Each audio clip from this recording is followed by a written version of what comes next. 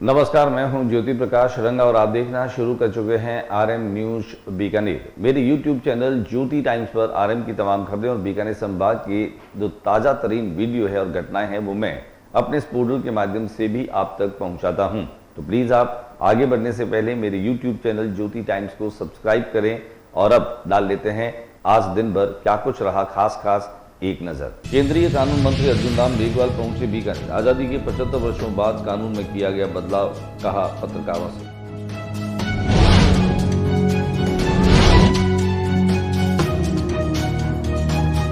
देर रात नाल थाना क्षेत्र में हुआ सड़क हादसा। स्कॉर्पियो ने दो बाइक को मारी टक्कर, 4 जनों की मौत।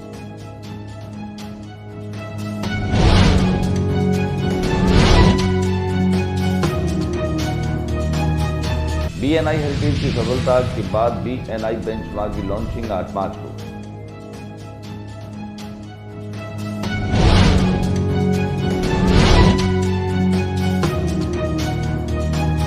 भारत विकास परिषद नगर इकाई के चुनाव हुए संपन्न, अध्यक्ष बने राजीव शर्मा।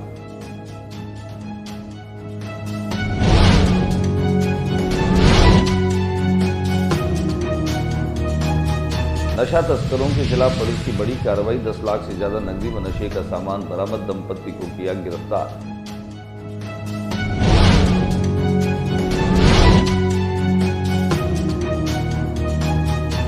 महादेव का सहस्त्रधारा जलाभिषेक। धर्म यात्रा व महाआरती की तैयारी शुरू।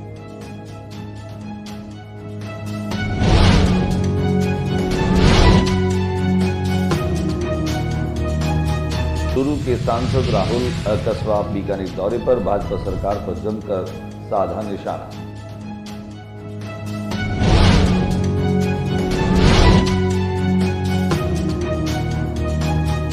बदलेगा मौसम। बीकानेर संभाग में बारिश के साथ तापमान में गिरावट की संभावना।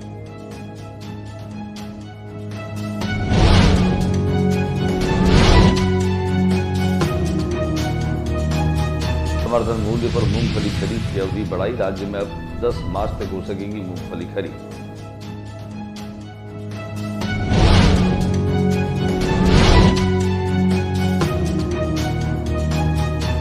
होली का रंग परवान पर कान्हा संघ महिलाओं ने खेली होली।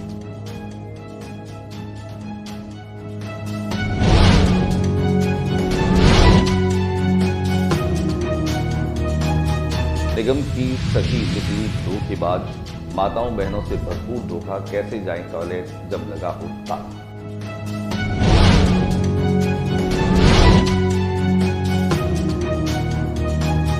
और अब खबरें विस्तार से। केंद्रीय कानून मंत्री अर्जुन राम मेघवाल बीकानेर में पहुंचे। शनिवार को बीकानेर में अपने दौरे के दरमियान वे पत्रकारों से भी बात कर रहे थे। पत्रकारों से बातचीत करते हुए उन्होंने कहा कि अंग्रेजों ने 75 साल पहले जो कानून बनाए थे उन कानूनों में बदलाव किया गया। उन्होंने ये भी कहा कि अंग्रेजों का उद्देश्य लोगों को दंडित करना था, इसलिए वो दंड संहिता कहलाई। और प्रधानमंत्री नरेंद्र मोदी जो हैं वे न्याय की बात करते हैं, लोगों को न्याय मिलना चाहिए, इसलिए न्याय संहिता की बात है। उन्होंने मणिपुर में हालात जल्दी जो है वो सुधरने की बात की और सूरत के अग्निकांड को लेकर के जो सवाल पूछे गए उनके जवाब भी उन्होंने कहा कि उनकी मॉनिटरिंग चल रही है। आइए दिखाते हैं हम आपको क्या कुछ कहा केंद्रीय कानून मंत्री अर्जुन राम मेघवाल ने। देखिए, मणिपुर को लेकर के सरकार वैसे बहुत ही संवेदनशील है।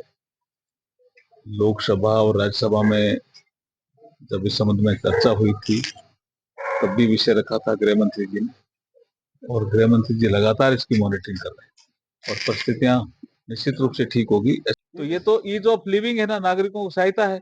अब उसके लिए कोई एक आदमी कहता अरे नहीं ये तो देश हित में कानून थे, मजदूरों के हित में थे, ये ठीक नहीं है, और ओपीआई लगा करके आप बैठ जाओ और उन कानूनों को आप रोकने की कोशिश करो, वो तो संभव नहीं है ना। अब जैसे हमने आईपीसी बदला, सीआरपीसी बदला, इंडियन एविडेंस बदला, इसके खिलाफ भी गए।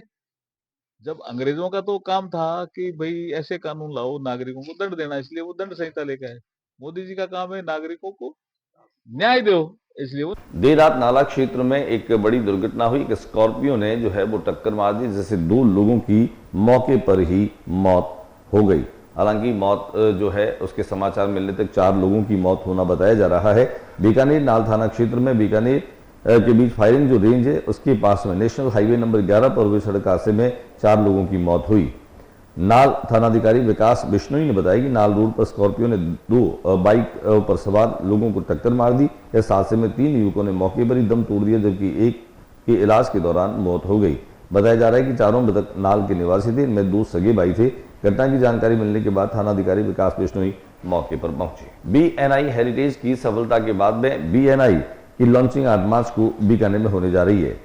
बिजनेस नेटवर्क इंटरनेशनल के द्वितीय चैप्टर BNI बेंचमार्क की लॉन्चिंग अब 8 मार्च को होगी। इस संबंध में JNV स्थित होटल हीरालाल में आयोजित प्रेस कॉन्फ्रेंस को संबोधित करते हुए BNI बेंचमार्क के प्रेसिडेंट जय अग्रवाल ने बताया कि शनिवार सुबह 7:30 बजे लक्ष्मी निवास पैलेस में 30 मेंबर्स के साथ में BNI बेंचमार्क की शुरुआत होने जा रही है। खास बात यह है कि 30 सदस्य अलग अलग 30 सेक्टर से जुड़े हैं। यही विविधता इस चैप्टर को और भी विशिष्ट बनाएगी। एक काम चाहे वो रोड इंफ्रास्ट्रक्चर हो, अगर अच्छे लोग यहाँ पे आएंगे तो अच्छे हॉस्पिटल्स ओपन होंगे, अच्छे स्कूल्स ओपन होंगे, तो एक्चुअल में बिजनेस किसी लोगों को मालूम चलता है। तो जो हेरिटेज एक प्रूवन, अभी सेकंड चैप्टर क्यों आया, सेकंड चैप्टर में क्यों लोग जुड़े, क्योंकि फर्स्ट चैप्टर मार्च को लक्ष्मी निवास होटल में लॉन्च होगा। सुबह 7:30 बजे से लॉन्च है इसका, और अभी हम लोग 30 मेंबर 30 अलग अलग कैटेगरी से हैं, उनके साथ लॉन्च होगा। जैसा कि हमें पता है BNI हेरिटेज ऑलरेडी अभी है, उसमें 50 मेंबर हैं, 50 कैटेगरीज हैं, और ये BNI का दूसरा चैप्टर है बीकानेर में। 1340वां चैप्टर है इंडिया का। 8 मार्च लक्ष्मी निवास होटल BNI बेंचमार्क, और BNI बेंचमार्क ने अपना एक इंटरनल टारगेट सेट किया है कि हम लोग ये एम कर रहे हैं कि 3 करोड़ रुपए महीने का बिजनेस BNI मेंबर्स के थ्रू BNI बेंचमार्क में जनरेट करें। भारत विकास परिषद नगर इकाई के चुनाव संपन्न हुए। चुनाव में राजीव शर्मा को जो है वो अध्यक्ष बनाया गया। बीकानेर भारत विकास परिषद नगर इकाई के चुनाव संपन्न होने के बाद 2025-26 के लिए नई कार्यकारिणी के चुनाव संपन्न हुए। प्रांत द्वारा मनोनीत चुनाव पर्यवेक्षक के रूप में मीरा शाखा की श्रीमती ऋतु मित्तल की देखरेख में इन पदों के लिए निर्विरोध निर्वाचन करवाया गया।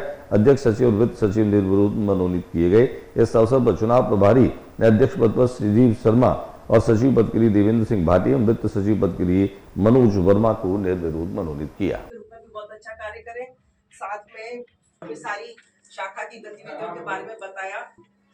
नशा तस्करों के खिलाफ बीकानेर की पुलिस जो है वो लगातार कार्रवाई कर रही है। बीकानेर रेंज में अब जो है वो लगातार धरपकड़ भी होती जा रही है, और इसी कार्रवाई के चलते 10 लाख से ज्यादा नकदी और नशे का सामान बरामद दंपति से किया गया। रायसिंह नगर गंगानगर जिले में नशा तस्करों के विरुद्ध जो है वो पुलिस ने बड़ी कार्रवाई की, और थानाधिकारी RPS सत्यनारायण दिगोदारा के नेतृत्व में यह कार्रवाई की गई, जिनमें एक दंपति को 128 ग्राम चिट्टा, 75 ग्राम अफीम नशा बिक्री की 10,83,390 राशि बरामद की है। कार्रवाई में कांस्टेबल महादेव बिश्नोई की भी अहम भूमिका रही।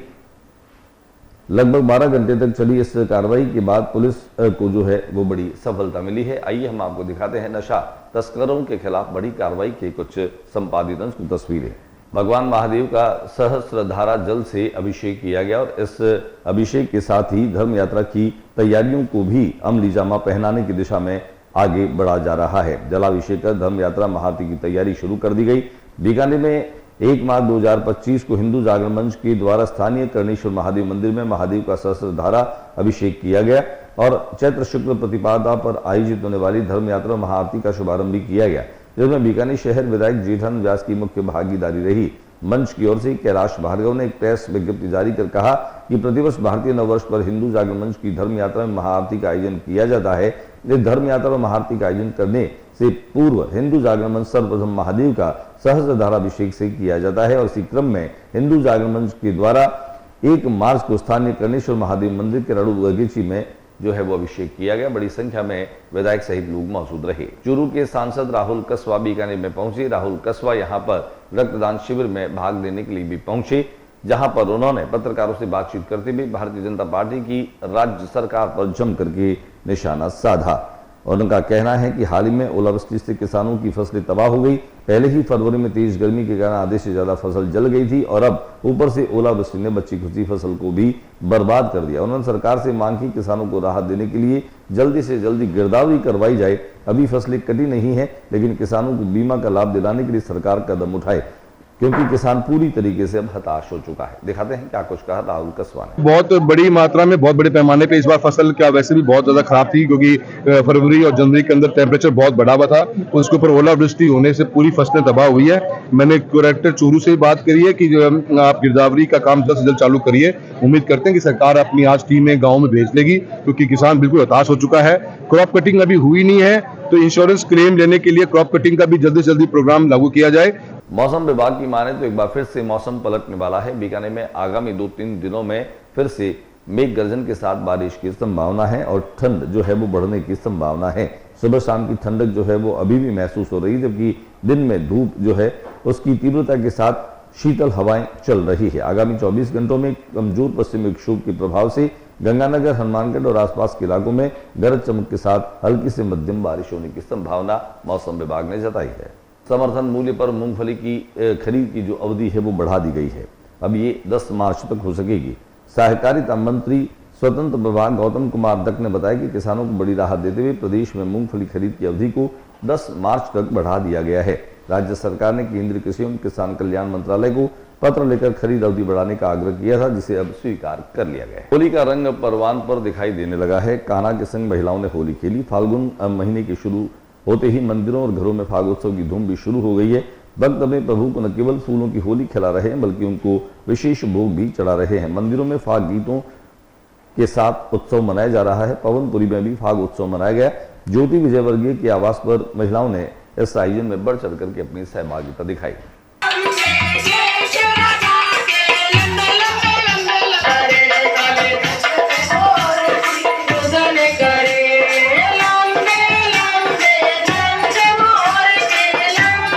बीकानेर नगर निगम की बात करें या फिर हम ऐसे ही सरकारी योजनाओं की बात करें जो जनता के साथ में वाहवाही लूटने तक तो असर करती है, लेकिन उसके कुछ दिनों बाद बुदन तोड़ती नजर आती है। ऐसे ही निगम की सखी भी जो है वो धोखेबाज निकली।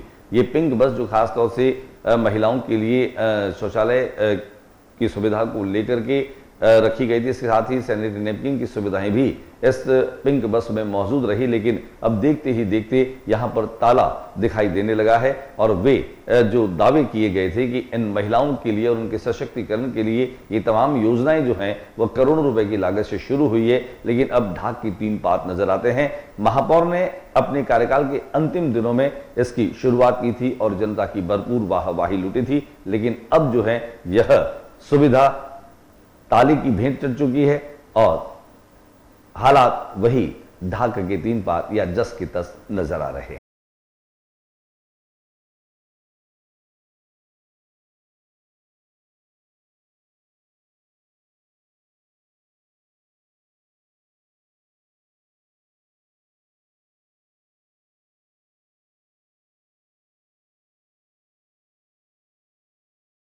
बीकानेर जिले के बच्चूखंड में खासतौर से जहां हिरण शिकार मामले में पंजाब के शिकारियों को पुलिस ने जान पर खेल कर पकड़ा, वहीं अब उनकी पैदल परेड कराने की मांग को लेकर लोगों में आक्रोश इतना बढ़ गया कि पुलिस के खिलाफ नारे लगा रहे हैं। थाने का घेराव डालकर सैकड़ों लोग बैठ गए, जमकर पथराव हुआ, दरवाजों को तोड़ दिया गया। हालात बिगड़ते देख पुलिस की RAC बटालियन भी मौके पर पहुंची। आंदोलित लोगों को डंडों से खदेड़ा गया। ऐसे में आक्रोश बढ़ गया और बड़ी तादाद में लोग थाने के आगे धरने पर बैठ गए। हालात गंभीर होते देख कोलायत से उपखंड अधिकारी भी बज्जू पहुंचे हैं। बार बार प्रदर्शनकारियों, प्रशासन और पुलिस के बीच वार्ताओं के दौर चल रहे हैं। दरअसल बज्जू इलाके में हरिन का शिकार करने वाले पंजाब के शिकारियों को पुलिस, वन विभाग और जीव प्रेमियों के जत्थों ने मिलकर गाड़ियों मृत हिरण के साथ पकड़ लिया। हालांकि इस दौरान थाना शिकारियों ने गोली भी चलाई, लेकिन जांबाजों ने हौसला नहीं छोड़ा और काफी देर तक पीछा कर गाड़ियां दौड़ाकर उन्हें हिरासत में लिया। घटना की जानकारी मिलने के बाद बज्जू थाने के आगे भारी संख्या में लोग जमा हो गए। आंदोलित लोगों की मांग है कि पकड़े गए शिकारियों की पैदल परेड निकाली जाए।